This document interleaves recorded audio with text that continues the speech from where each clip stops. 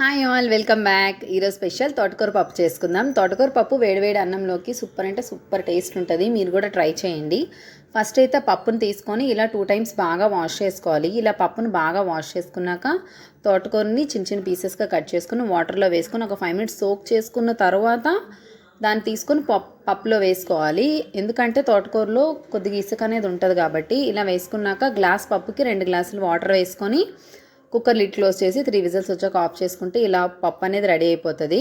మొత్తం పప్పునంతా మ్యాష్ చేసుకోవాలి. ఇలా మ్యాష్ చేసుకున్నాక అందులోనే కొద్దిగా ఉప్పు, కారం, పసుపు వేసుకోవాలి. వేసుకొని పక్కకు పెట్టుకున్నాక పోపు రెడీ చేసుకోవాలి. ఒక కళాయిలో కొద్దిగా ఆయిల్, జీలకర్ర, ఆవాలు, ఎండుమిర్చి, వెల్లుల్లి, కరివేపాకు వేసుకొని బాగా ఫ్రై చేసుకోవాలి. ఇలా ఇవన్నీ కలర్ చేంజ్ అయ్యేంత వరకు ఫ్రై చేసుకోవాలి. ఇలా ఇదంతా ఫ్రై అయ్యాక దీన్ని మనం పప్పులో వేసుకోవాలి.